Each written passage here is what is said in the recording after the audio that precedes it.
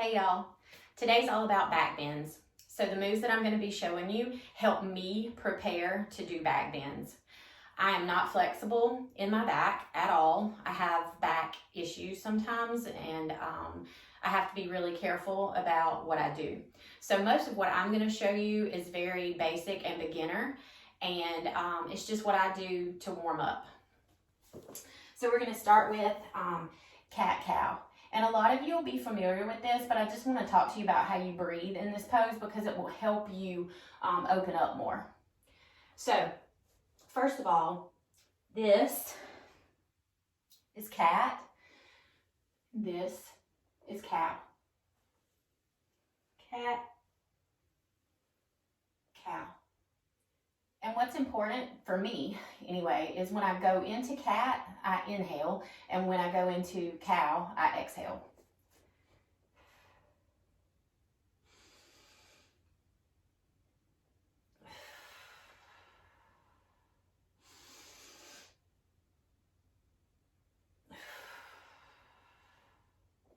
Also, when you go into cat, you want to try to lift up through your shoulders as much as possible so that you open up the top part of your back. And then of course when you go into cow, you want to try to bend back as much as you can without causing pain. Okay.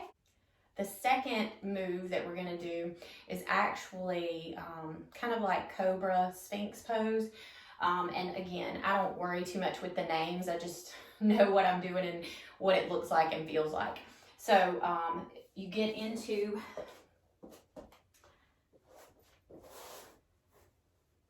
sphinx pose. Okay. And then you can take a few minutes here just to sort of relax into the pose and take a couple deep breaths. And then once you have, you are going to shape your arms into, like, I guess you could call it sort of like cactus. Okay? And then you just start lifting up.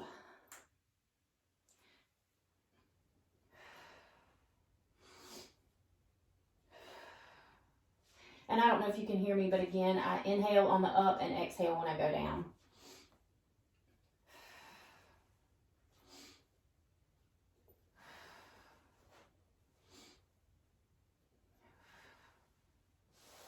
And this just helps open up your whole back, right?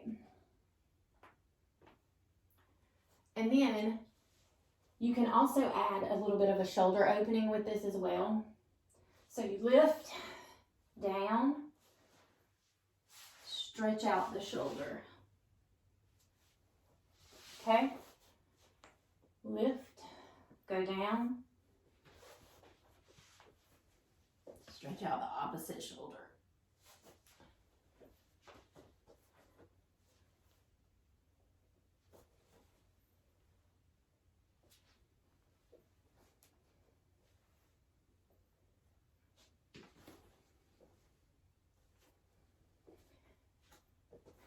And I would do like 5 or 10 on either side just to warm up. Same thing with cow, cat-cow. Just do about 5 or 10 of those just to kind of warm up. The next thing that I'm going to show you is just sort of a flow that I do to also prepare. So it combines some of the moves. So I generally start off in down dog, which is typically where I start off on any float that I do. Okay, and from down dog, I typically kind of roll my back into chaturanga, which is this shape. So just think push up, right? And really like tricep push up, okay? So down dog, either heels down, heels up, however warmed up you are, whatever, you know, however you access it. Forward into plank, and then low plank or chaturanga. And then we're going to move into cobra or sphinx, right? Sit here for just a second. And again, you can do the rolls, right? To kind of open up your back. And you can do it like I showed you before, hands off the floor, which is harder.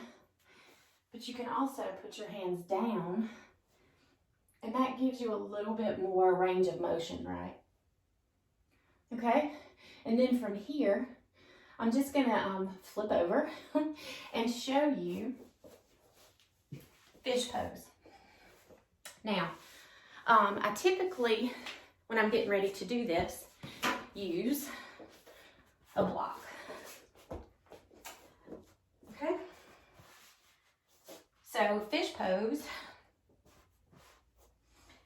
is basically, and you kind of have to figure out what area. You want to put the block under the top part of your back, okay? And then you want to put your hands under your bum. I love how Lisa says that, don't y'all? And then you just lay your head back. And yes, this is a back bend, and I know it doesn't look like much of one, but there are people who can put more space, right?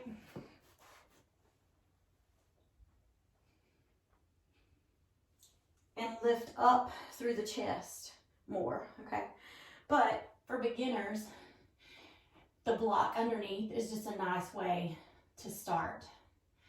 So this is more passive with the block, and then as you get more flexible and you move through the shape, you can actually, again, work on lifting more through your chest. And man, it just feels good to lie here for a few minutes. Not a few minutes, a few seconds. Okay, so the next shape we're gonna do is bridge pose. Now, bridge, a lot of people do these, you know, obviously in workouts. So you just wanna lift, right, and engage the glutes. And the key here, or the peak pose, I guess you could say, in bridge, is to clasp your hands together underneath and roll your shoulders towards each other.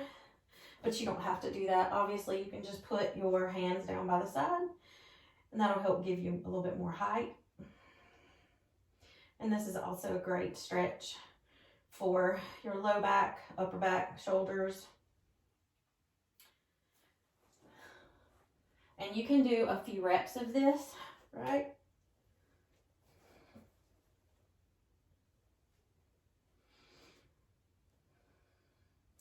And then you can come up into bridge on all fours and lift and lower some. And this helps activate my glutes even more so than when I have my shoulders on the floor. But you see how my hands are pointing towards the opposite wall, right? And when you do it, you know, the goal is to try to get perpendicular with the floor. Be careful with your knees here.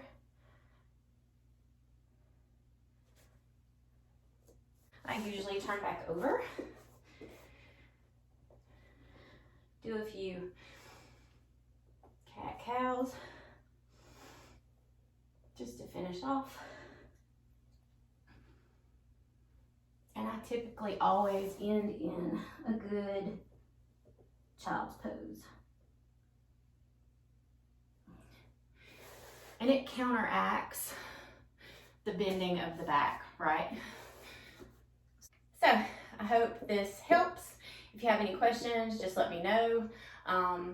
Feels pretty good to do it, so give it a try and tag us and let us see what you're doing. Thanks.